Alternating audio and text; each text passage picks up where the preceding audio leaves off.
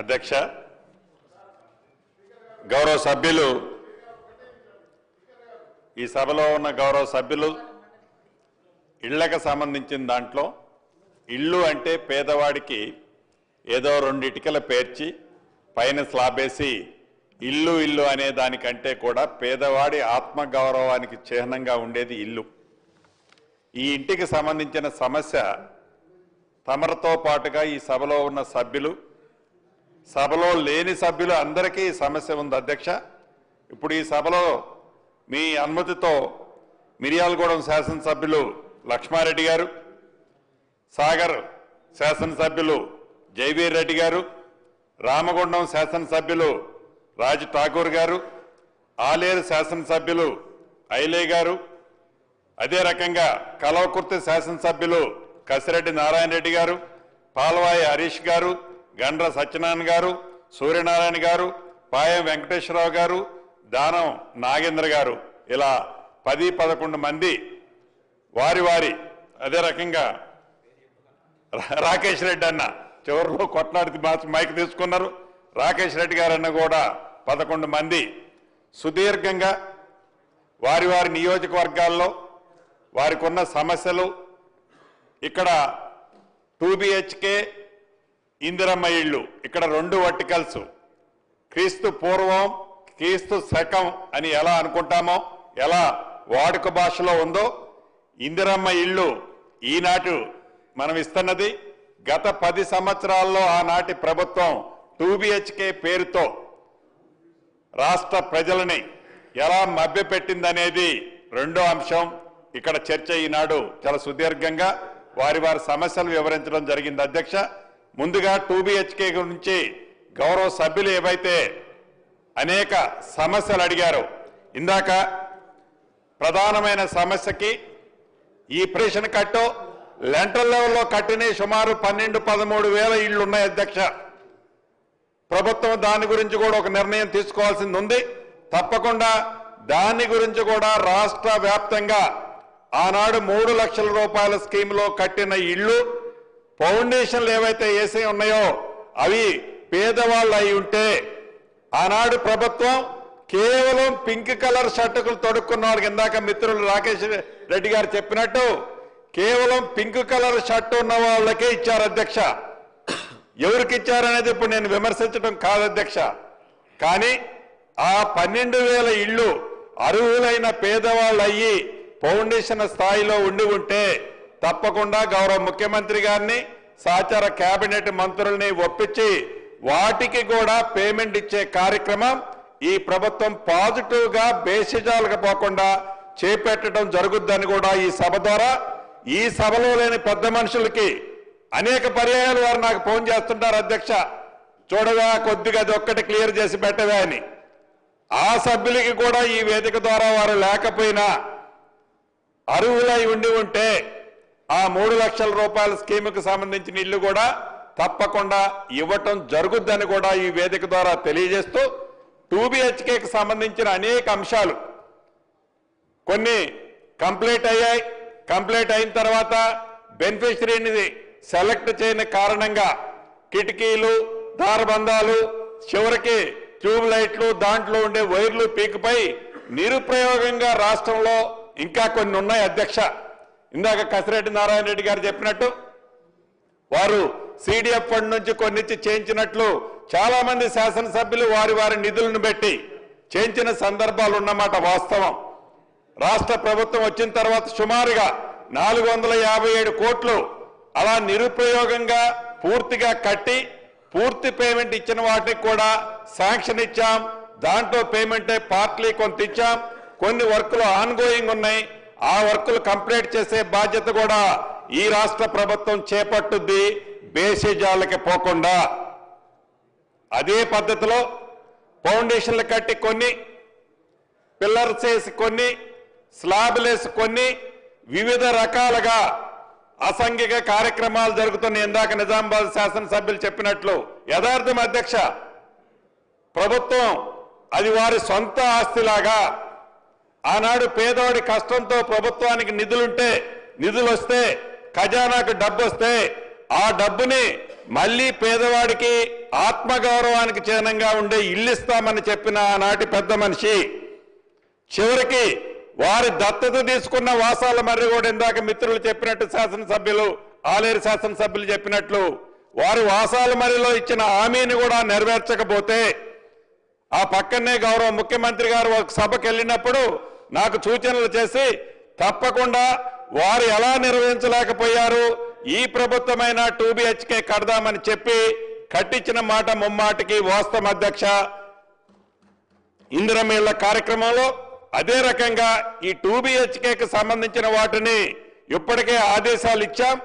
రాష్ట్ర వ్యాప్తంగా అది పట్టణాల్లో కానీ పల్లెల్లో కానీ ఎక్కడ ఉన్నా అసంపూర్తిగా కట్టుకున్న 2 BHKలకు సంబంధించిన వాటికి బెనిఫిషరీస్ ని ఫైనల్ చేసి ఏదైతే ఇందిరమ్మ ఇళ్ల కార్యక్రమం ద్వారా ప్రతి పేదవాడికి అర్హులైన వాటికి పార్టీలకు అతీతంగా ఏదైతే ఇళ్లు ఇస్తున్నామో అదే పద్ధతిలో ఇళ్ల స్థలం లేని నిరుపేదలకి ఏదైతే గతంలో ఆ ఇంటికి 50,000 లక్ష రూపాయలు శాంక్షన్ చేసి పేమెంట్ ఇచ్చి ఉంటే ఆ పేమెంట్ పోను మిగిలిన 4 లక్షలు 3 లక్షలు బెనిఫిషరీని ఫైనల్ చేసి ఆ బెనిఫిషరీకి విడతల వారీగా ఇల్లు కంప్లీట్ అయ్యే లోపు ఆ పేమెంట్ ఇచ్చే కార్యక్రమాన్ని చేపట్టాలని రాష్ట్ర కేబినెట్ లో కూడా ఇన్ఫార్మల్ గా డెసిషన్ తీసుకోవడం జరిగింది అధ్యక్ష.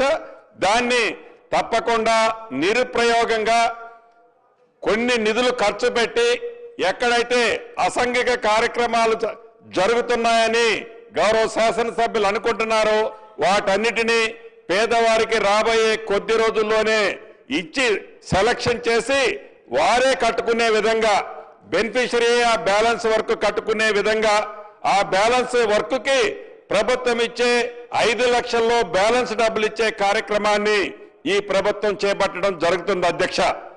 అదే రకంగా దానం నాగేంద్ర గారు కానీ ఇంకా అనేక పట్టణాల్లో మిత్రులు మిర్యాలగూడ శాసనసభ్యులు లక్ష్మారెడ్డి గారు అడిగినట్లు సుమారు 14 కాలనీలు ఆ కాలనీలో పేదవాళ్ళు ఉన్నారు. ఆ పేదవాళ్ళకి ఇళ్ల స్థలం లేదు.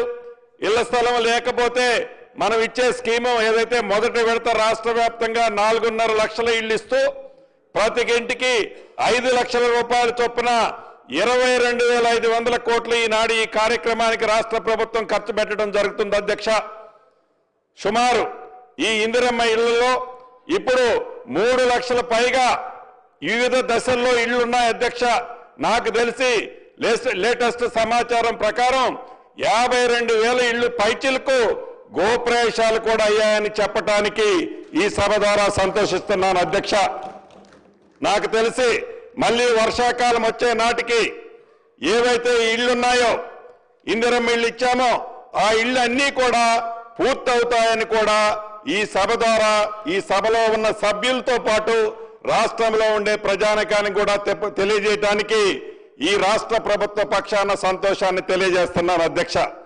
అయితే ఈ 2 BHKకి సంబంధించిన ఇంకా చాలా ఇళ్లు చెప్పారు. టౌన్లకు సంబంధించి హైదరాబాద్ కానీ కట్టి ఎలకేషన్ చేయని వాటిని యుద్ధ ప్రాతిపదిక మీద ఇందాక నాగేంద్ర గారు చెప్పినవి కానీ ఇతరత్ర యుద్ధ ప్రాతిపదిక మీద తప్పకుండా అర్హులైన పేదవాళ్లకి ఇళ్ల స్థలం లేని వారికి 2 BHK కట్టి నిరుప్రయోగంగా ఉండి లేకుంటే చిన్న చిన్న రిపేర్లున్నా రాష్ట్ర ప్రభుత్వ పక్షానే వాటిని కూడా రిపేర్ చేయించి మౌలిక వసతులు ఇచ్చి వాటిని ఎలకేషన్ చేయడంతో పాటు అర్బన్ కి సంబంధించిన ఒక పాలసీని GHMC పరిధిలో ఏదైతే నిన్ననే కొత్తగా 3 ఒక పెద్ద మన కార్పొరేషన్ ఏర్పాటు చేసుకోవడం జరిగింది.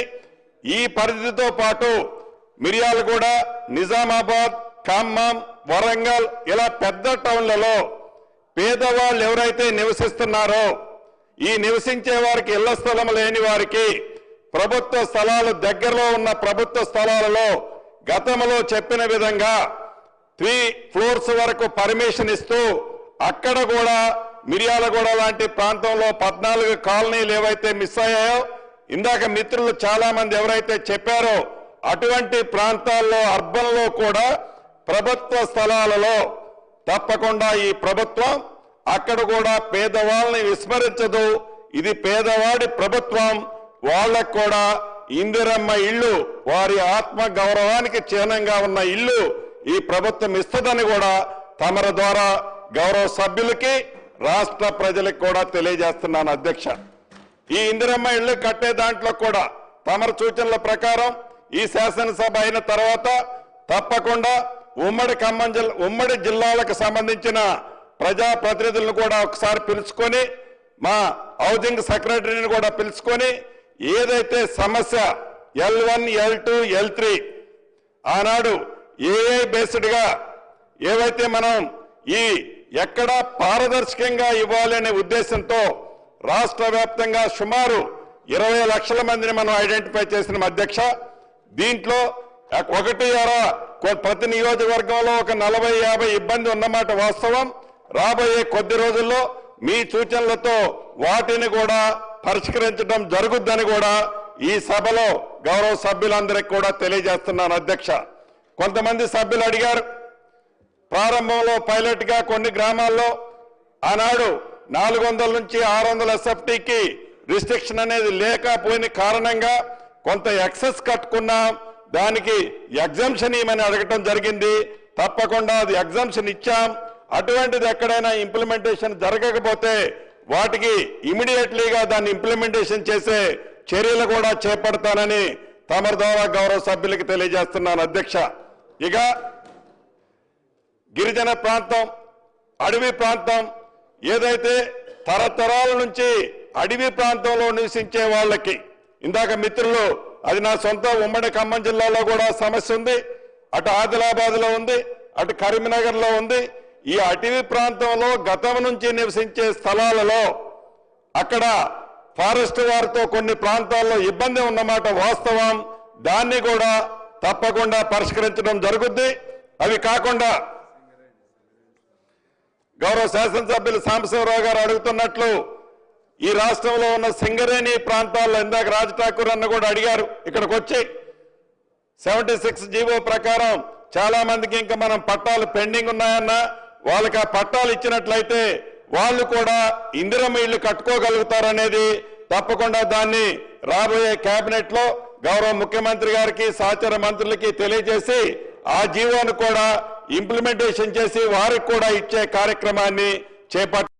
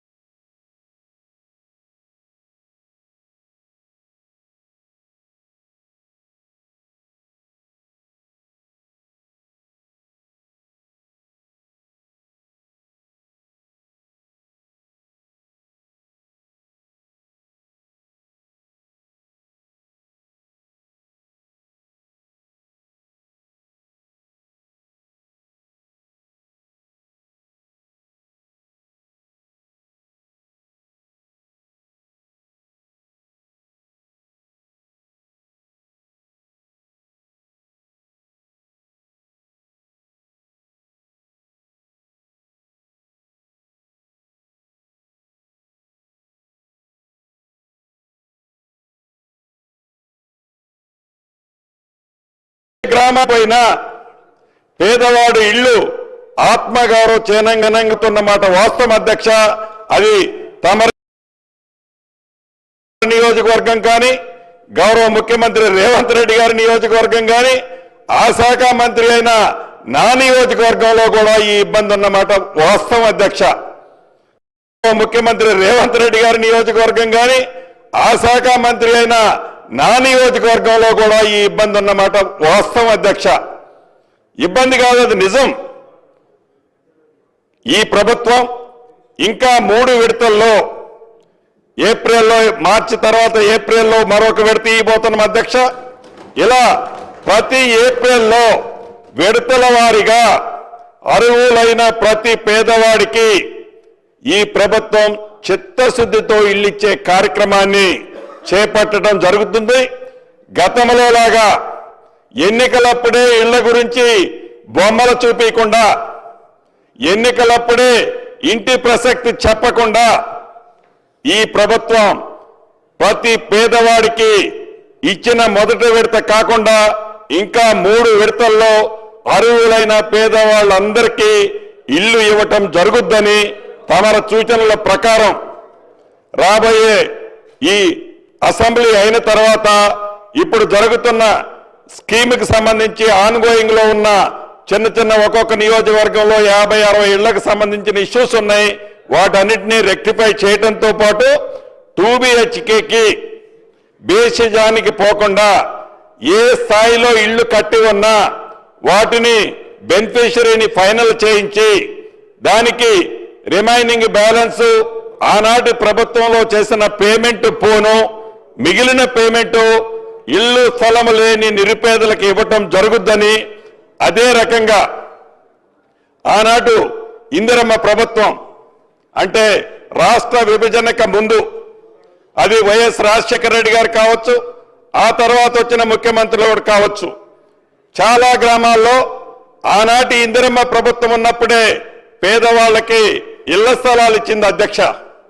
ఆ ఇచ్చిన ఇళ్ల స్థలాలు ఇందాక మిత్రులు చెప్పినట్టు కొంతమంది ఆ పింక్ కలర్కి సంబంధించిన వాళ్ళు మళ్ళీ రికార్డులు మార్పించుకొని ఆ ఇళ్ల స్థలాన్ని మళ్ళీ వారు వ్యవసాయ భూములుగా మార్చుకున్న సందర్భాలు నా దృష్టికి కూడా కొన్ని వచ్చాయి.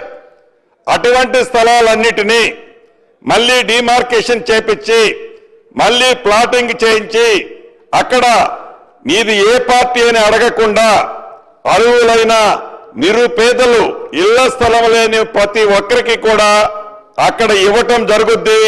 అవి కాకుండా ఇంకా గ్రామీణ ప్రాంతాల్లో ప్రభుత్వ స్థలాలు రెడీమేడీగా ఎక్కడైనా ఇళ్ల స్థలానికి యోగ్యమైన భూములుంటే తప్పకుండా గుర్తిస్తే వాటి మీద కూడా ప్రభుత్వం పాజిటివ్గా ఇళ్ల స్థలాలు ఇవ్వడానికి పాజిటివ్గా స్పందిస్తుందని కూడా తమర ద్వారా గౌరవ సభ్యులందరికీ తెలియజేస్తూ, చివరిగా మీ ద్వారా సభలో ఉన్న సభ్యులతో పాటు రాష్ట్రంలో ఉండే సభ్యులతో పాటు ఈ సభలో రాని సభ్యులకు కూడా తెలియజేయదలుచుకున్న అధ్యక్ష, ఇది పేదవాడి ప్రభుత్వం.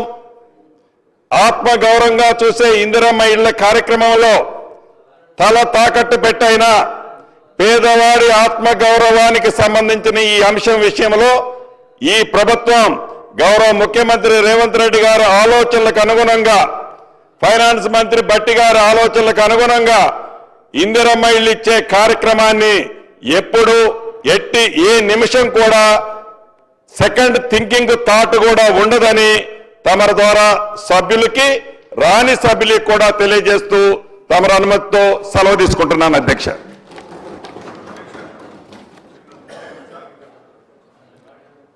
Question hour is over. Now adjournment motions. వాయిదా ప్రతిపాదన శ్రీ ఏలేటి మహేశ్వరరెడ్డి మరియు ఇతరులు నిజాం షుగర్ ప్రాజెక్టు మరియు కాలువల పునరుద్ధరణ పనులు చేపట్టాలని కోరుతూ ఇచ్చిన వాయిదా ప్రతిపాదనను తిరస్కరించడమైంది. శ్రీ కూనమనేని సాంబశివరావు గారు అంగన్వాడీ టీచర్లు, ఆయాలు, మధ్యాహ్న భోజన కార్మికులు మరియు ఆశా వర్కర్లు ఎదుర్కొంటున్న సమస్యలపై కోరుతూ ఇచ్చిన వాయిదా ప్రతిపాదనను తిరస్కరించడమైనది. Now government bills.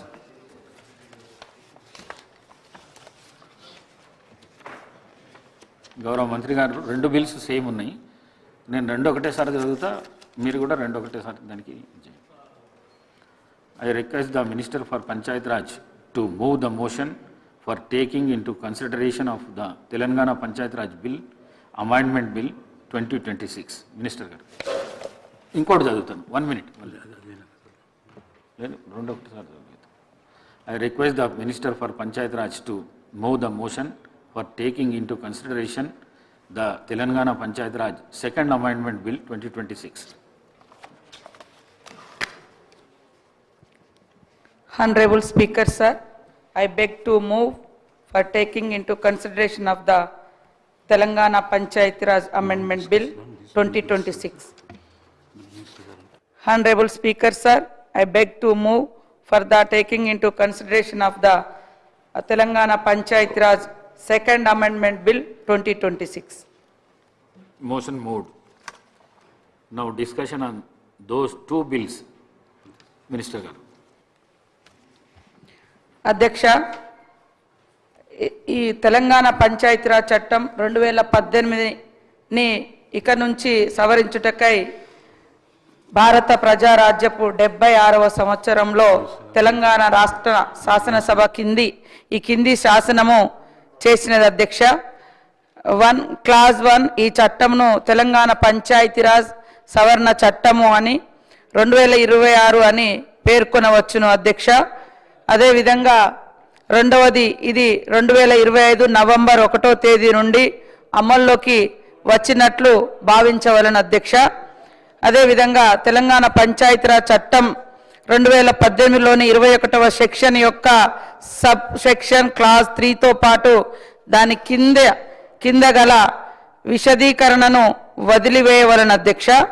అదేవిధంగా తెలంగాణ పంచాయతీరాజ్ 3వ సవరణ అధ్యాదేశం 2025 ఇందు మూలంగా రద్దు చేయబడినది అధ్యక్ష. ఉద్దేశాలకు సంబంధించి కారణాలు ఈ సందర్భంగా తెలంగాణ రాష్ట్రంలో గ్రామ పంచాయతీలు, మండల పరిషత్తులను మరియు జిల్లా ప్రజా పరిషత్తులను ఏర్పాటు చేయుటకు మరియు దానికి సంబంధించిన లేక వాటికి అనుబంధమైన విషయములను పొందుపరచుటకు తెలంగాణ పంచాయతీరాజ్ చట్టం 2018లోని 5వ చట్టం చేయబడినది. పైన చెప్పిన చట్ట ప్రయోజనముల కొరకు ఈ చట్టంలోని 8వ షెడ్యూల్ గ్రామాల జాబితాను కలిగి ఉన్నది అధ్యక్ష. 1990లలో సంభవించిన జనాభా విస్ఫోటనం వలన ఆహార భద్రతకు ముప్పు వాటిల్లడమే కాకుండా పోషకాహార లోపము, నిరుద్యోగము, వ్యాధులు, అదేవిధంగా తగ్గిన ఉత్పాదకత మరియు ప్రతికూల సామాజిక ఆర్థిక ఫలితాలతో సహా పేదరికంకు సంబంధించినటువంటి సమస్యలు ఈ జనాభా పెరుగుదలతో ముడిపడి ఉన్నాయి అధ్యక్ష. దీనికి అధిగమించుటకు గాను 1994 మే 30వ తేదీన మరి అమల్లోకి వచ్చినటువంటి తెలంగాణ పంచాయతీరాజ్ చట్టము 1994 యొక్క 21వ సెక్షన్లోని సబ్ సెక్షన్ 3 కింద 2 పిల్లల పరిమితిని జనాభాను నియంత్రించే చర్యగా అమలులోకి తీసుకొచ్చింది అధ్యక్ష. 2 సంతానం ఉండడం వలన ఇద్దరు సంతానం ఉండాలనే నియమాన్ని అమలు చేసిన 30 సంవత్సరాల తర్వాత ప్రభుత్వము జనాభా విధానాన్ని సమీక్షించి తెలంగాణలోని గ్రామీణ ప్రాంతాలలో సంతానోత్పత్తి రేటు 1.7 చొప్పున సంతానము కలిగి ఉన్నది అధ్యక్ష. ఇది సంతానోత్పత్తి భర్తీ చేయగల స్థాయి కంటే తక్కువగా ఉన్నది అధ్యక్ష.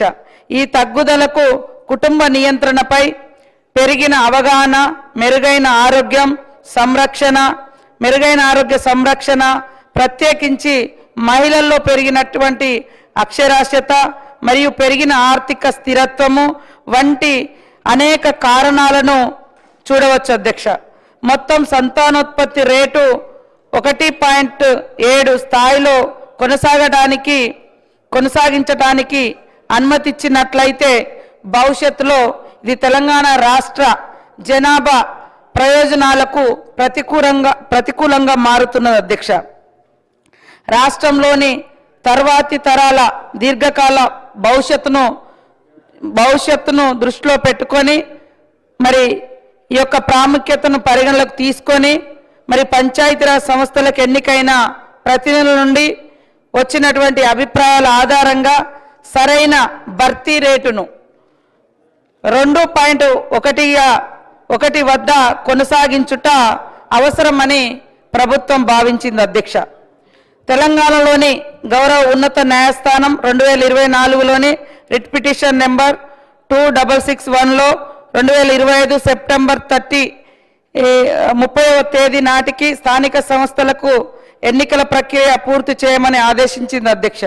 తదనుగుణంగా రాష్ట్రాల ఎన్నికల కమిషన్ ఎన్నికల ప్రక్రియను మొదలు పెట్టమని 2025 సెప్టెంబర్ 29వ తేదీన ఎన్నికల అధికారిక ప్రకటన జారీ చేయడం జరిగింది అధ్యక్ష. తెలంగాణలోని గౌరవ ఉన్నత న్యాయస్థానం 2025లోని రిట్ పిటిషన్ నెంబర్ 30217 మరియు సంబంధిత కేస్ బ్యాచ్ ఆఫ్ కేసెస్లోని ఎన్నికల ప్రక్రియను కొనసాగించమని ఉత్తర్వులు ఇచ్చింది అధ్యక్ష.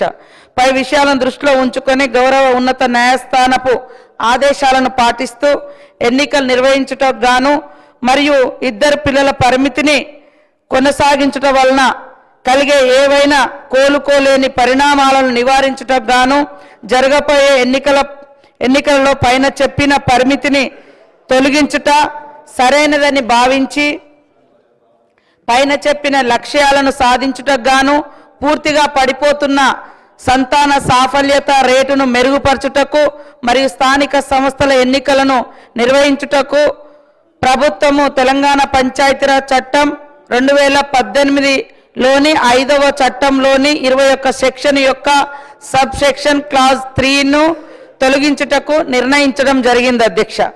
రాష్ట్ర శాసన మండలి అప్పుడు సమావేశంలో లేనందున వాయిదా పడినందున మరియు పై నిర్ణయంను వెంటనే అమలు పరచవలసినటువంటి అవసరం ఏర్పడినందున భారత రాజ్యాంగంలోని 213వ ఆర్టికల్ కింద గవర్నర్కు ఇవ్వబడినటువంటి అధికారంలోను వినియోగించుతూ 2025 అక్టోబర్ 31వ తేదీన తెలంగాణ గవర్నర్ తెలంగాణ పంచాయతీరాజ్ 3వ సవరణ అధ్యాదేశం 2025లోని 5వ తెలంగాణ అధ్యాదేశంను జారీ చేశారు మరియు దానిని 2025 నవంబర్ 1వ తేదీ నాటి తెలంగాణ గెజిట్లో ముద్రించడం జరిగింది అధ్యక్ష.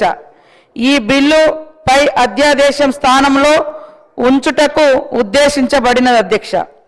ఈ యొక్క బిల్లు ప్రధానంగా అన్ని అంశాలను పరిగణలోకి తీసుకొని రాష్ట్రంలో మరి తగ్గిపోతున్న జనాభా నిష్పత్తిని ప్రజాప్రతినిధుల యొక్క అభిప్రాయాలను ఇవన్నింటినీ తీసుకొని తెలంగాణ రాష్ట్ర ప్రభుత్వం గౌరవ ముఖ్యమంత్రి గారి ఆధ్వర్యంలో సీఎం రేవంత్ రెడ్డి గారి ఆధ్వర్యంలో ఈ యొక్క నిర్ణయం తీసుకొని మరి ఎన్నికలను కూడా నిర్వహించడం జరిగింది అధ్యక్ష. 2 పిల్లల పరిమితిని ఎత్తివేస్తూ ఈ అన్ని అంశాలను పరిశీలించిన తర్వాతనే మనం ఈ నిబంధనలను సవరించాం అధ్యక్ష.